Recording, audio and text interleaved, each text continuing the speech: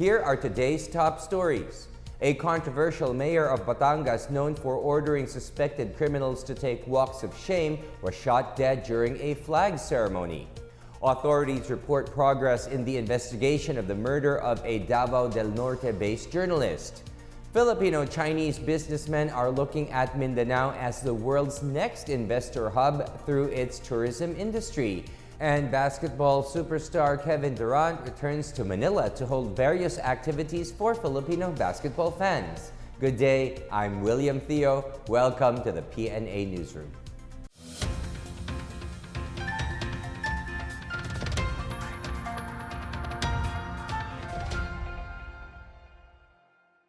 The mayor of Tanawan, Batangas was shot dead this morning during a flag-raising rites at the City Hall. Authorities are investigating whether the incident is related to his anti-criminality drive. More on this from Rom Dulfo. Tanawan City, Batangas Mayor Antonio Halili was gunned down while attending Monday's flag ceremony around 8:15 a.m. at the City Hall grounds as city officials and employees were singing the Philippine national anthem. City Public Information Office Chief Gerardo Laresma said City Hall workers heard a single shot from afar. They immediately saw the mayor stagger and fall as blood oozed through his chest. Halili was rushed to the CP Reyes Medical Treatment and was declared dead on arrival at around 8:45 a.m. Laresma said they could not confirm if the assassination is linked to Halili's so-called shame campaign for illegal drug offenders and other criminals, but admitted that the mayor has been receiving death threats. Based on the initial report of the Batangas Police Office, the bullet came from a distance and not at a close range. As of press time, the Calabarzon Police has ordered an extensive operation dubbed Iron Curtain, directing all adjacent police units in Tanawan City, Batangas, and nearby towns and cities to conduct manhunt operations to arrest suspects. Halili was popularly known as a tough mayor for his Flores de Pusher strategy that parades city drug offenders and suspected criminals around town in a shame campaign to rid his city of drug offenders and criminals. However, in a NAPOLCOM resolution dated October last year, the Tanawan City Mayor was among the 5 local government executives in the Calabarzon region included in the narco list and whose supervisory power and control over the respective police in their jurisdiction was withdrawn. For the PNA Newsroom, I'm Rom Dulfo. 2 years into the Duterte presidency, the government is seeing significant progress in the country with the increase in infrastructure along with efforts to improve the economy and well-being of Filipinos. Here is our report. The government has made significant progress providing Filipinos with a more comfortable life as President Rodrigo Duterte marks his second year in office. In a statement sent to the media, Special Assistant to the President Christopher Lawrence Bongo said Filipinos have seen numerous infrastructure and economic development projects, laws signed and implemented, and social welfare, health, and education programs put into place in the last 2 years. The Duterte administration's Build, Build, Build infrastructure program is meant to sustain rapid growth, attract investments, and attain economic inclusion for all Filipinos. Duterte has also signed and implemented a number of laws such as the Act Securing Rights of Persons with Mental Health Needs, a law requiring stricter penalties for hospitals demanding deposits, a law providing free tuition in state universities and colleges, a law speeding up government transaction processes, a law providing free irrigation, and laws extending passport and driver's license validity, among others. Go, however, pointed out that the president has no plans of extending his term after 2022 and will not pressure Congress to pass laws that may allow an extension. Opposition lawmakers have expressed concern that Duterte's push to shift to a federal system of government might allow a term extension. Duterte himself said he would even step down earlier once federalism and the Bangsamoro Basic Law are in place. Go also reiterated that Duterte wanted a government that is free from corruption and will not think twice about firing officials involved in dishonest practices. Duterte earlier urged government officials to give Filipinos a respite from corruption, warning that there would be more dismissals to come and no second chances. For the PNA Newsroom, I'm Bench Bondo. The Supreme Court has consolidated two petitions seeking to void the Philippine government's withdrawal from the Rome Statute of the International Criminal Court. The High Court is set to conduct oral arguments for the petitions on August 7. The SC required the counsels for both parties to attend the preliminary conference for the oral arguments on July 31st. The first petition was filed by opposition senators, saying that entering into treaty or international agreement requires participation of Congress. The second was filed by the Philippine Coalition for the International Criminal Court, led by former Commission on Human Rights Chair Eta Rosales.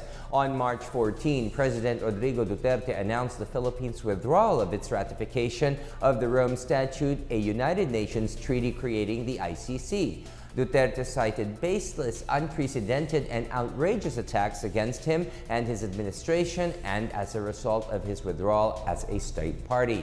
This came after ICC Special Prosecutor Fatou Bensouda began a preliminary examination on the alleged human rights violations amid the administration's intensified war on drugs.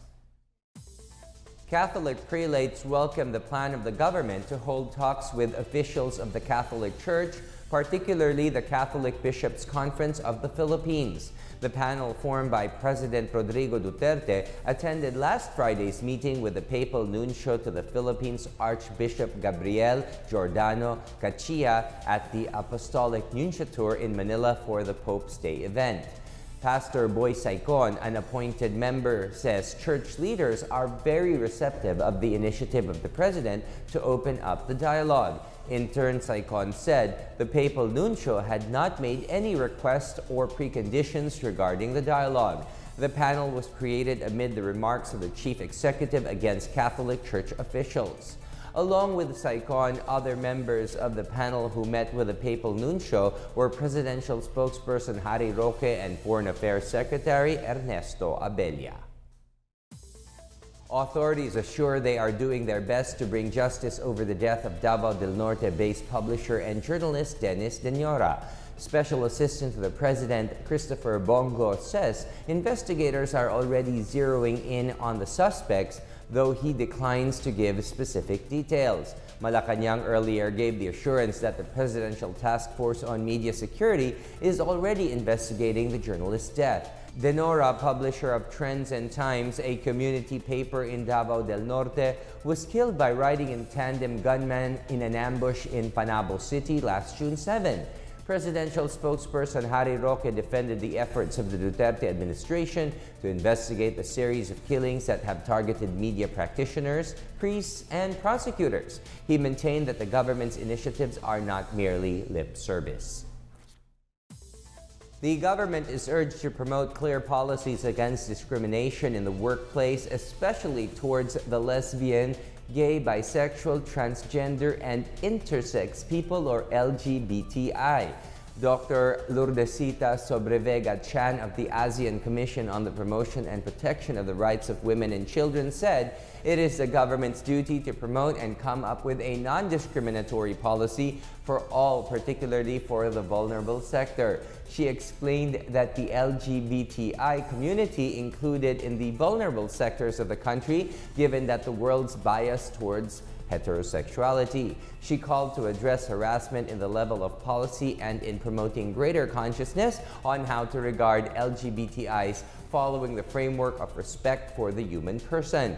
A United Nations report that showed at least 30% of LGBTI in the Philippines have experienced harassment and bullying at work. The study also recommended that both the government and the private sector should develop formal policies and dispute resolution mechanisms for equal treatment of LGBTI employees. Still to come, the Philippines and Papua New Guinea sign a deal improving air connectivity between both countries. Filipino-Chinese businessmen are seeing Mindanao as the next investor hub through its tourism industry. These and more when the PNA Newsroom continues.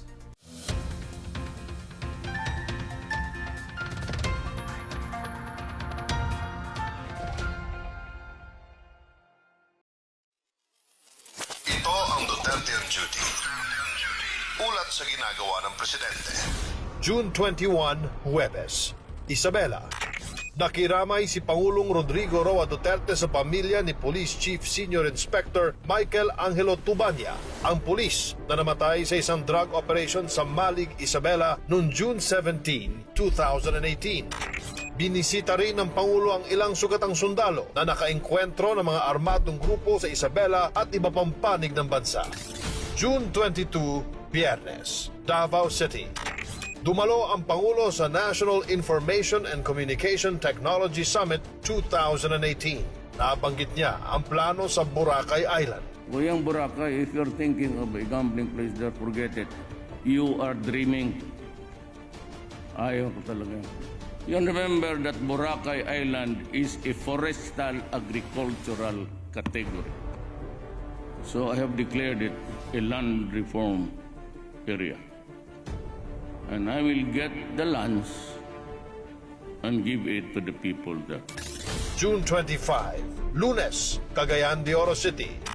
Pinangunahan ng Chief Executive ang panunumpa ng mga bagong halal na punong barangay mula sa Region 10. Kayong mga barangay captain, do what is your duty. You are more than just a policeman because you are mayors. You are the governors and the president of your barangay. You have to protect the people, kayong mga barangay captains, and you must see to it that the nation is preserved. Pinarangalan niya rin ang ilang sundalong nagpapagaling sa Camp Evangelista Hospital. June 26, Martes, Zamboanga del Sur.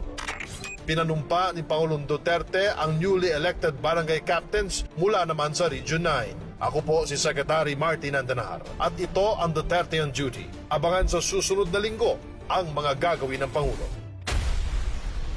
The Presidential Communications Operations Office.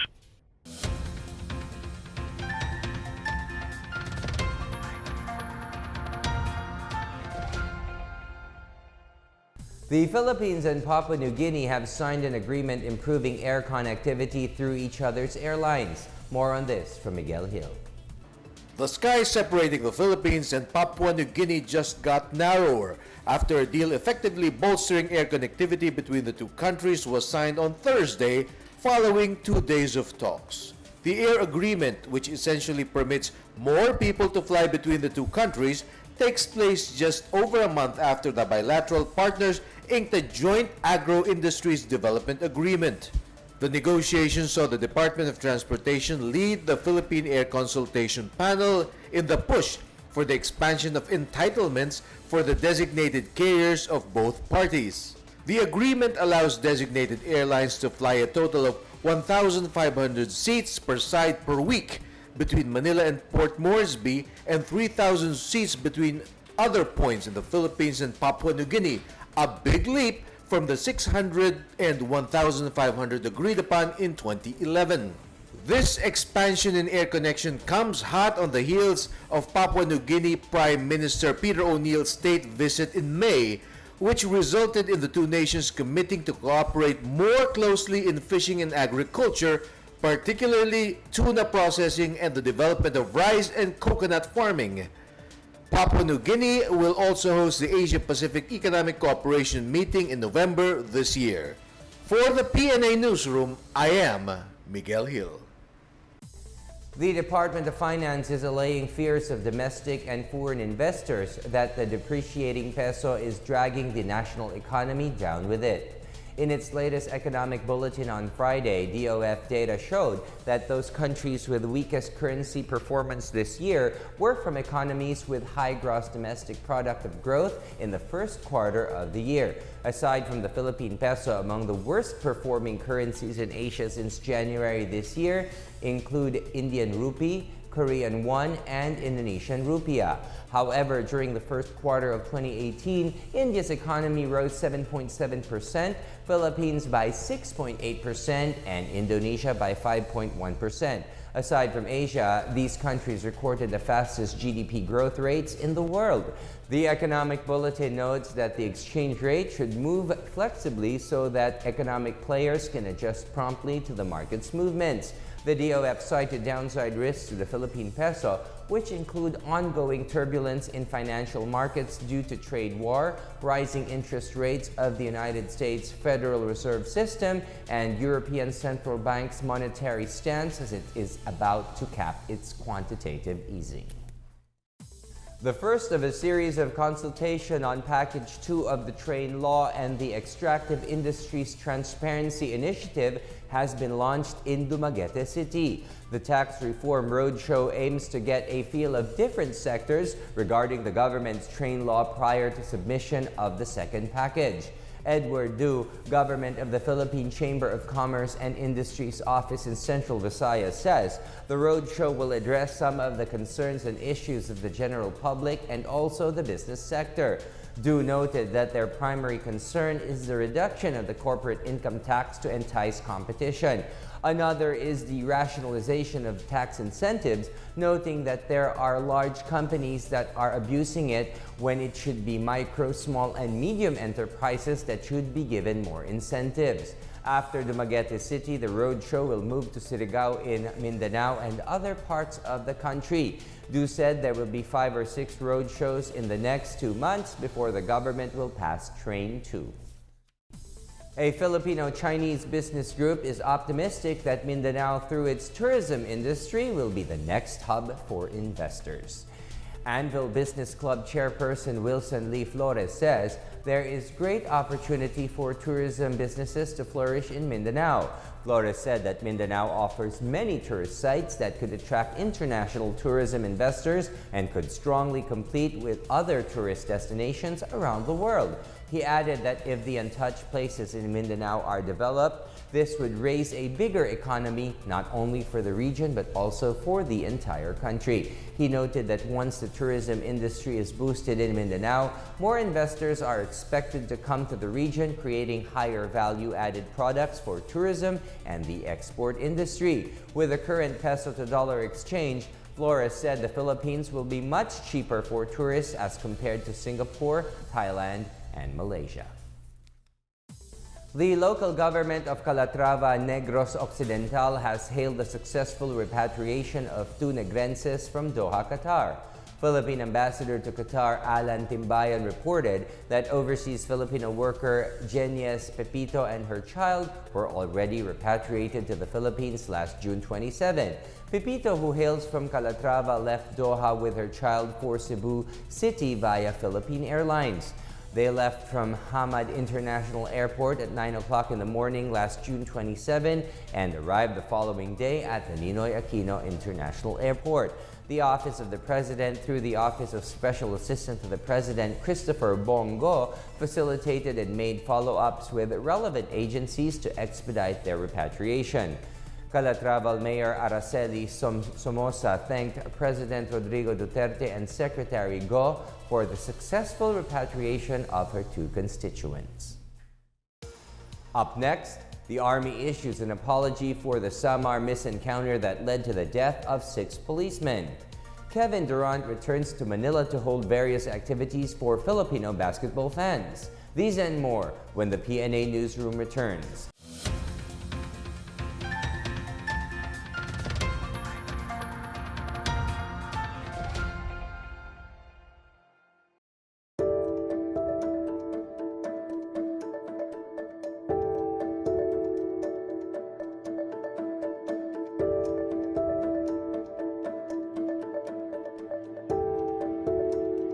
Alinsunod sa kasunduan sa pagitan ng Department of Energy at ng City Government of Marawi, kalakip ang Deed of Donation ay nagsagawa ng 3 araw na training para sa mga drivers na makakatanggap ng e-trike units at mechanics na mga internally displaced persons. Matatandaang ang Department of Energy ay nag-donate ng 200 units ng energy-efficient and environment-friendly electric vehicles o e-trike para sa City Government of Marawi bilang kontribusyon ng nasabing ahensya sa Task Force Bangon Marawi at parte ng implementasyon ng Market Transformation Program para sa pagbangon ng Marawi. Samantala, ipinaliwanag naman ni DOE Supervising Science Research Specialist Arnel Matthew C. Garcia ang layunin ng programa ng DOE. Ito pong e-trikes na commitment po ng Department of Energy through our good Secretary Alfonso G. Cusi, para mag-deploy po ng 200 e-trikes dito po sa Marawi City. Ito po yung tulong ng Department of Energy para sa recovery po ng mga kapatid po nating brothers and sisters sa Marawi. Ito po yung aming contribution para sa mga Marawi internally displaced people para po makatulong sa kanilang pangangailangang transportasyon. Pangalagaan niyo pong mabuti ang mga ito, kaya po may training para tuloy-tuloy po yung operasyon. Makipagtulungan po tayo sa ating Marawi City LGU para maging matagumpay itong programa po na ito. Ang lecture at orientation component ng training ay ginanap sa Bagong Bayan Hall, Marawi City Hall, habang ang hands-on component naman ay sa GMA Integrated Terminal, Marawi City. Katuwang ng Department of Energy ang Philippine Information Agency Region 10 sa pagbigay ng training tungkol sa e-trike sa Marawi City. Para sa bayan, Sweet Lukman, Philippine Information Agency.